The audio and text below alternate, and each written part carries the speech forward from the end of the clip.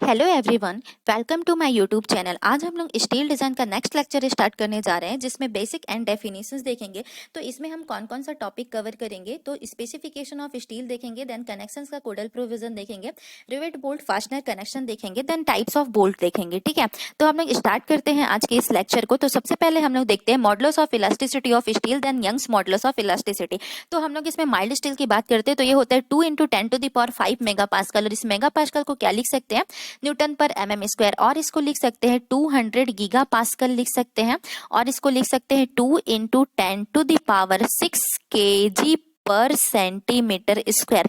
तो आपको यूनिट को ध्यान में रखना है, ये आपका केजी पर सेंटीमीटर स्क्वायर में है, ये आपका गीगा पास्कल, देन ये आपका मेगा पास्कल। तो जेई के पेपर में जनरली आपको ये केजी वाला पूछता है, देन ए के पेपर में आपको मेगा पास्कल, देन आपको गीगा पास्कल वाले को पूछता है। नेक्स्ट हम लोग देखते हैं shear modulus and modulus of rigidity. तो shear modulus and modulus of rigidity is equal to होता है आपका 0.8 × 10⁵ megapascal. Then thermal expansion coefficient अगर मैं अल्फा की बात करूं तो वो होता है आपका 12 × 10⁻⁻6 पर डिग्री सेंटीग्रेड। मतलब 1 डिग्री सेंटीग्रेड में ये आपको 12 × 10⁻⁻6 डिग्री का क्या आपको स्ट्रेंथ देता है। देन डेंसिटी ऑफ स्टील की बात करूं तो 7850 या 7850 kg पर मीटर क्यूब होता है। देन आपका Poisson ratio and contraction ratio को अपन म्यू से डिनोट करते हैं या फिर 1/m से। तो स्टील डिजाइन में इसका दो रेंज होता है, एक इलास्टिक रेंज, देन दूसरा प्लास्टिक रेंज। तो इलास्टिक रेंज में आपको वैल्यू कम मिलती है 0.3, देन प्लास्टिक रेंज में आपको वैल्यू मिलता है 0.5। नेक्स्ट हम लोग देखेंगे गेज लेंथ। तो गेज लेंथ क्या होता है, जब लैब में आप क्या करते हो, स्टील के एक पीस को ले जाके टेस्ट करते हो, तो उस समय आप फॉर्मूला यूज करते हो gauge length is equal to 5.65 √a। इस √a को अगर मैं वैल्यू रखती हूँ सेंटीमीटर स्क्वायर में, तो आपको गेज लेंथ सेंटीमीटर स्क्वायर में मिलेगा। देन इसको मैं mm² में रखूंगी तो वैल्यू मेरे को किस में मिलेगा, mm² में मिलेगा। ठीक है, अब हम लोग क्या करेंगे कि जब देखते हैं हम लोग स्टील डिजाइन में कि रिवेट और बोल्ट क्या होता है, और इसमें हम वैल्यूज को कैसे कैसे लेते हैं। तो पहले लेते हैं हम लोग रिवेट को। ठीक है, तो रिवेट की अगर मैं बात करूं तो रिवेट का जो आपका ये टॉप पोर्शन है, ठीक है, रिवेट का ये जो टॉप पोर्शन है ये आपका हेड कहलाता है, और रिवेट का ये बॉटम पोर्शन है जो जाके आपका अटैच होता है किसमें, मेंबर में, वो आपका सैंक कहलाता है। देन नीचे का नुकीला पोर्शन ये आपका क्या कहलाता है, टेल कहलाता है। ठीक है, तो रिवेट अगर आपका प्लेन और सिंपल रिवेट है, जैसे आपको दिख रहा है,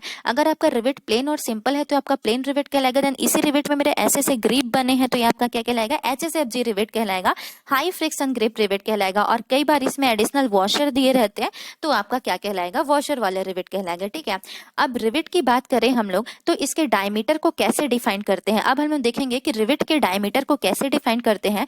तो अगर मैंने एक क्या किया, प्लेन रिवेट लिया है, ठीक है, जैसे कि ये मेरा डायग्राम में दिख रहा है, अगर मैंने एक प्लेन रिवेट लिया है तो उस टाइम इस रिवेट का जो डायमीटर होगा वो मेरा क्या कहलाएगा, नॉमिनल डायमीटर। ठीक है, और इसी रिवेट को जब मैं क्या करूंगी, एक प्लेट में अटैच कर दूंगी। जैसे मान लो मेरे पास एक प्लेट है, ठीक है, मेरे पास प्लेट एक है और ये यहाँ पे मेरा रिवेट है, तो इस रिवेट को ले जाके मैं क्या करूंगी, इस प्लेट में अटैच करूंगी। तो उस टाइम जो इस रिवेट का डायमीटर होगा वो क्या कहलाएगा, आपका ग्रॉस डायमीटर ऑफ रिवेट। ठीक है, तो अगर आपका सिंपल रिवेट है इसका डायमीटर आपका नॉमिनल डाया कहलाएगा, बोले तो स्मॉल डी, और जब आप इसको ले जाके प्लेट में अटैच कर दोगे तो उस टाइम जो इसका डायमीटर होगा वो आपका कैपिटल डी, बोले तो ग्रॉस डाया या फिर होल ऑफ डाया कहलाएगा रिवेट का। ठीक है, तो नेक्स्ट हम लोग इसको देखते हैं आगे। तो इसी के लिए क्या किया है, जब हम लोग इसको अटैच करते हैं रिवेट को ले जाके प्लेट में, तो हम लोग को थोड़ा सा बड़ा डाया बनाना पड़ता है वहां पे, तो आपका क्या कहलाता है, डाया ऑफ होल। तो इसके लिए आपको कोड ने क्या किया है, वैल्यू डिफाइन किया है। तो हम लोग देखते हैं, सबसे पहले WSM का देखेंगे। तो WSM में अगर आपका small D is less than equal to 25 mm, तो उस टाइम आप क्या ऐड करोगे, वैल्यू D + 1.5 mm। वहीं अगर आपका D is greater than 25 mm है तो आप क्या ऐड करोगे, +2 mm ऐड करोगे। ठीक है, अगर आपका D 25 mm है या उससे कम है तो आप क्या ऐड करोगे, +1.5 mm, और 25 mm से ज्यादा है तो आप ऐड करोगे +2 mm। वहीं अगर मैं LSM की बात करूं तो LSM में आपका क्राइटेरिया एक टेबल है आपके पास, तो इसमें अगर आपका नॉमिनल डाया 12 to 14 mm है तो आप इसमें +1 ऐड करोगे। देन यहाँ पे 15 नहीं है क्योंकि 15 mm का रिवेट आता नहीं है, तो 16 to 24 है तो आपको +2 mm ऐड करोगे। देन ग्रेटर देन 24 mm है तो +3 mm ऐड करोगे। तो इस साइड का आपका सिंपल है 1 2 3, देन इस साइड का आप याद कर लोगे 12 से 14, 16 से 24, देन 24 से ज्यादा। ठीक है, रिवेट का क्या हम लोग जब देखते हैं रिवेट को, तो इसमें हम लोग को ध्यान रखना पड़ता है कि पेपर में आपको कैसे क्वेश्चन पूछते हैं। तो इसमें कई बार पेपर में आपको डिफाइन नहीं किया होगा कि WSM का LSM, तो उस टाइम आप क्या करेंगे, ऑप्शन देख के वहां पे टिक मार्क करेंगे आंसर को ऑप्शन देके कि आपका कौन सा दिया है। देन वो भी आपको उससे भी समझ, अगर ऑप्शन से भी क्लियर नहीं हो पाएगा तो आप क्या करोगे, एलिसम को प्रीफर करोगे, क्योंकि ये आपका क्या है, न्यू कोड का है, ठीक है। देन हम लोग नेक्स्ट देखते हैं गेज एंड पिच। तो अगर मैं गेज एंड पिच की बात करूं, तो रिवेट के अरेंजमेंट की बात करूं, तो गेज एंड पिच क्या होता है, ठीक है। तो यहाँ पे क्या है, मेरे पास एक प्लेट है, मेरे पास क्या है, यहाँ पे एक प्लेट है, ठीक है। यहाँ पे सपोज मैंने एक प्लेट लिया और इसको क्या कर रही हूँ मैं, टेंसाइल फोर्स लगा के इसको क्या कर रही हूँ मैं, खींच रही हूँ, टेंसाइल फोर्स लगा के इस प्लेट को खींच रही हूँ। तो मेरे यहाँ पे खींचने के डायरेक्शन में, इट मीन्स इस फोर्स के डायरेक्शन में जो आपका दो रिवेट का सेंटर टू सेंटर डिस्टेंस होगा वो क्या कहलाएगा, मेरा पिच कहलाएगा। और इस जिस डायरेक्शन में मैं फोर्स को खींच रही हूँ उसके परपेंडिकुलर डायरेक्शन में जो दो रिवेट का सेंटर टू सेंटर डिस्टेंस होगा वो आपका क्या कहलाएगा, गेज कहलाएगा, ठीक है। और ये मान लो आपके पास रिवेट है यहाँ से और यहाँ से यहाँ तक का आपका क्या कहलाएगा, यहाँ पे मान लो एक प्लेट है, तो आपका यहाँ से यहाँ तक के डिस्टेंस को क्या बोलोगे, इंड डिस्टेंस, या यहाँ से यहाँ तक के डिस्टेंस को इंड डिस्टेंस, या क्या कहेंगे, एज डिस्टेंस। तो आपका इस डायग्राम से क्लियर हो गया होगा कि गेज किसको बोलते हैं, पिच किसको बोलते हैं, देन इंड डिस्टेंस किसको बोलते हैं, ठीक है। अब हम लोग नेक्स्ट देखते हैं कोडल प्रोविजन, हम लोग नेक्स्ट देखेंगे इसमें हमारा क्या है। तो अगर मैं बात करूं पिच की, ठीक है, तो पिच तो मैंने देख लिया कि क्या होता है। अब आगे हम लोग बताएंगे कि यदि पिच की बात करें तो कोड ने डिफाइन किया है कि मिनिमम डिस्टेंस कितना हो सकता है दो रिवेट के बीच का, या मैक्सिमम डिस्टेंस कितना हो सकता है। तो कोड ने आपको गाइडलाइन दे दिया है। उस गाइडलाइन को लेने से पहले आपको ध्यान देना है कि मेंबर में कैसा फोर्स है आपका, कि मेंबर में आपका टेंशन फोर्स लग रहा है कि कंप्रेशन फोर्स लग रहा है, टेंशन मेंबर या कंप्रेशन पोर्शन, या इन जनरल कौन सा क्राइटेरिया आपको पूछा है, ठीक है। और मिनिमम और मैक्सिमम कि जब मैं बात करूं मिनिमम पिच और मैक्सिमम पिच की बात करूं, तो सबसे पहले आप जान लीजिए कि मिनिमम क्या होता है, मैक्सिमम। तो मिनिमम का मतलब होता है should not be less than, मतलब इससे कम आपका क्या होगा, इससे कम आपका नहीं होना चाहिए। और मैक्सिमम मतलब इससे ज्यादा नहीं होना चाहिए। तो इससे मिनिमम पिच मतलब इससे कम नहीं होना चाहिए, मतलब क्या होगा यहाँ पे विच एवर इज मोर होगा, और इसमें क्या होगा आपका विच एवर इज लेस होगा मैक्सिमम में, ठीक है। तो हम लोग देखते हैं अब यहाँ पे मिनिमम पिच की बात करूं, तो मिनिमम पिच की बात करूं तो क्या होता है आपका, मिनिमम पिच आपका should not be less than कितना होता है, 2.5D। याद रखिएगा यहाँ पे क्या दिया है आपको, नॉमिनल डाया, ठीक है। तो मिनिमम पिच आपका होता है should not be less than 2.5D। तो ये आपका डी कौन सा यूज करेंगे, ग्रॉस डाया यूज नहीं करेंगे हम लोग, इसमें नॉमिनल डाया यूज करेंगे। देन अगर मैं मैक्सिमम पिच की बात करूं तो आपका मैक्सिमम पिच क्या हो जाएगा, तो मैक्सिमम पिच की बात करूं तो आपका मैक्सिमम पिच में 3 क्राइटेरिया है आपका, in general condition, then tension member and compression member. तो इन जनरल कंडीशन की बात करूंगी तो इन जनरल कंडीशन में आपका होता है maximum pitch should not be more then 32T और should not be more then 300 mm, ठीक है।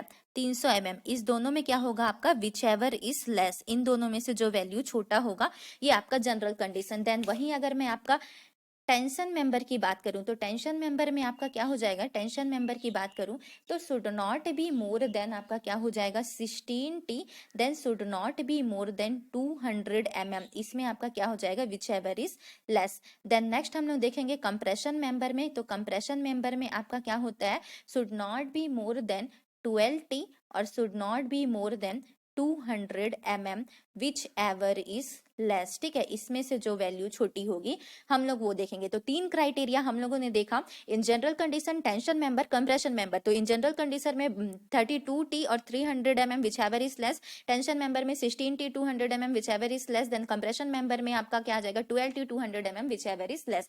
अब बात आती है यहाँ पे आपका कि वैल्यू आपने देखा कि टेंशन मेंबर में आपका यहाँ पे 16T था, देन आपका कंप्रेशन मेंबर में आपका 12T था। तो क्यों, तो हम लोग जब यहाँ पे देखेंगे आपका कि ऐसा क्यों है, तो रीजन है इसका कि टेंशन मेंबर में हम लोग क्या करते हैं, कम एरिया होता है हमारे, क्योंकि टेंशन मेंबर में हम लोग नेट एरिया की बात करते हैं। टेंशन मेंबर में क्या करते हैं हम लोग, मेंबर को खींचते हैं, ये आपका जैसे प्लेट है तो इसको हम लोग क्या करेंगे, खींचेंगे, तो ये आपका जो ये क्या है आपका श्रिंक होगा। तो इस केस में हम लोग क्या करते हैं, टियर हो जाता है प्लेट, तो ज्यादा एरिया का रिक्वायर्ड होता है।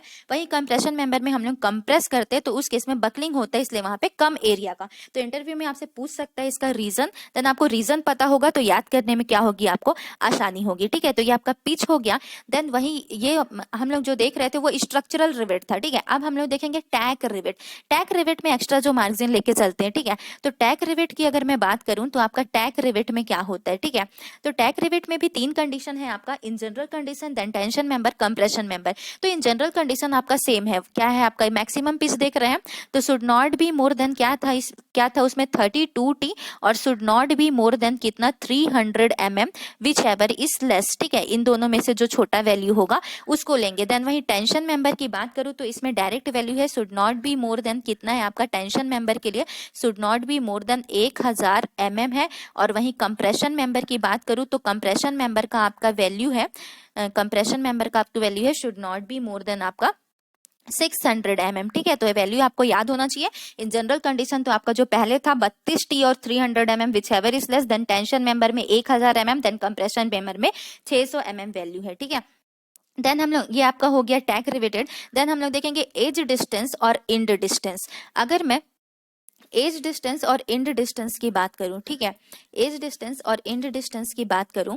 तो इसमें आपका क्या हो जाएगा, मिनिमम एज और इंड डिस्टेंस। तो मिनिमम एज और इंड डिस्टेंस किस पे डिपेंड करता है, सबसे पहले हम लोग ये देखेंगे किस पे डिपेंड करता है। तो मान लीजिए आपके पास क्या है, एक प्लेट है। ठीक है, आपके पास क्या है, एक प्लेट है ये, और इसमें आप लोग आपके पास क्या है, एक प्लेट है, इसमें हम लोग क्या किए, यहाँ पे रिविट लगा दिए हैं। ठीक है, तो ये जो रिविट के यहाँ से यहाँ तक का डिस्टेंस होगा ये आपका ई कहलाएगा, या इस साइड देखे तो यहाँ से यहाँ तक का डिस्टेंस आपका क्या कहलाएगा, ई डिस्टेंस कहलाएगा।